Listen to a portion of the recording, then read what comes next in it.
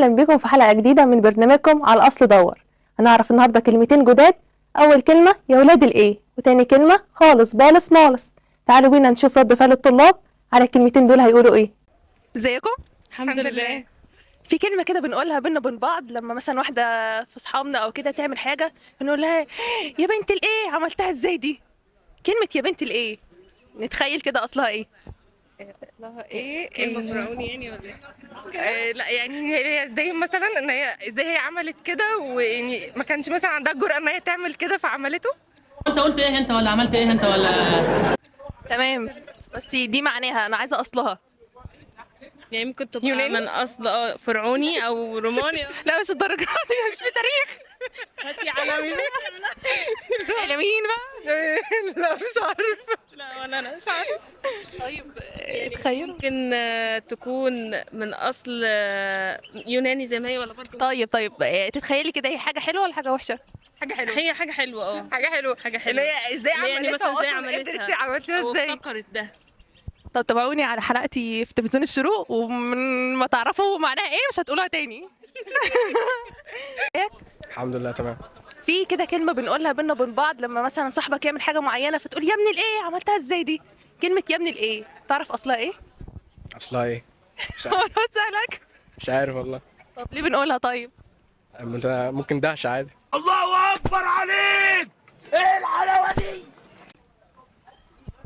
تفكر تاني طب؟ متفاجئين يعني باللي حصل فبنقول له يا ابني الايه بقى. طب يعني مش في حاجه مثلا الكلمه دي لها اصل يعني لها معنى؟ كلمة مش يا ابني الايه نفسها لها معنى؟ او الايه نفسها. كلمة ايه نفسها ولا يا ابني الايه نفسها؟ هي انا مش عارف يعني حاجة غريبة قوي بصراحة. ايه السؤال الغريب ده؟ طب تتخيل كده هي حاجه حلوه ولا حاجه وحشه؟ هي اكيد حاجة وحشة يعني ما دام مش عارف صح؟ اكيد حاجة وحشة صح؟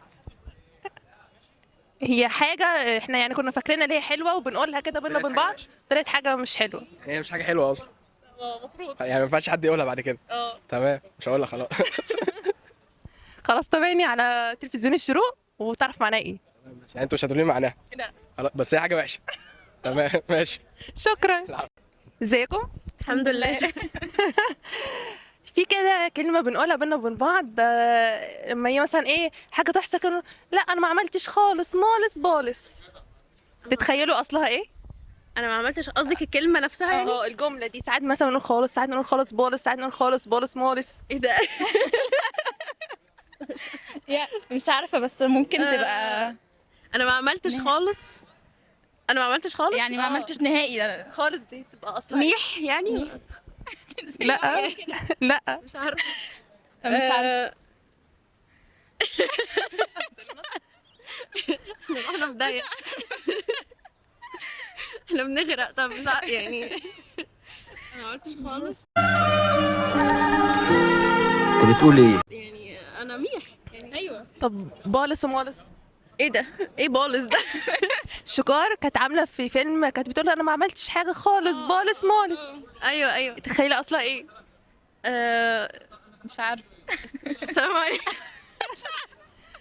طب تابعوا معايا الحلقة على تلفزيون الشروق وتعرفوا اصلها ايه.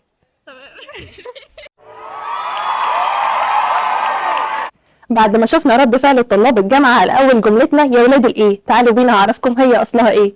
يا ولاد الإيه عملتها إزاي دي؟ كلمة بنقولها على سبيل الهزار أو لما حد يعمل حاجة معينة كده واو إيه ده عملتها إزاي دي يا ابن الإيه.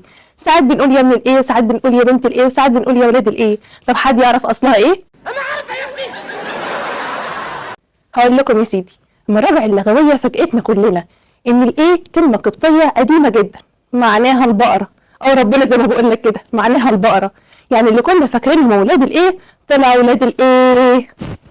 أنا ما قلتش حاجة من النهارده بقى ما تقولهاش تاني. بعد ما عرفنا رد فعل الطلاب الجامعة على تاني جملة خالص بالص مالص. إيه ده؟ وأنا لازم أقول التلات كلمات مع بعض؟ هقول لك لأ. في ناس بتقول كلمة، في ناس بتقول كلمتين، في ناس بتقول التلاتة. طب أصلها إيه؟ هقول لك. كتب التاريخ بتقول أيام الحكم الفاطمي عملوا سور على القاهرة كلها. كان في طبعا أبواب والأبواب دي طبعا محطوط عليها حارس. طيب الأبواب دي بتعمل إيه؟ تفتح كل يوم الصبح عشان التجار يخشوا بالبضايع بتاعتهم، والحارس قاعد مستني طبعا الفلوس والحاجات الحلوة اللي جاياله. طب في 3 أنواع من التجار.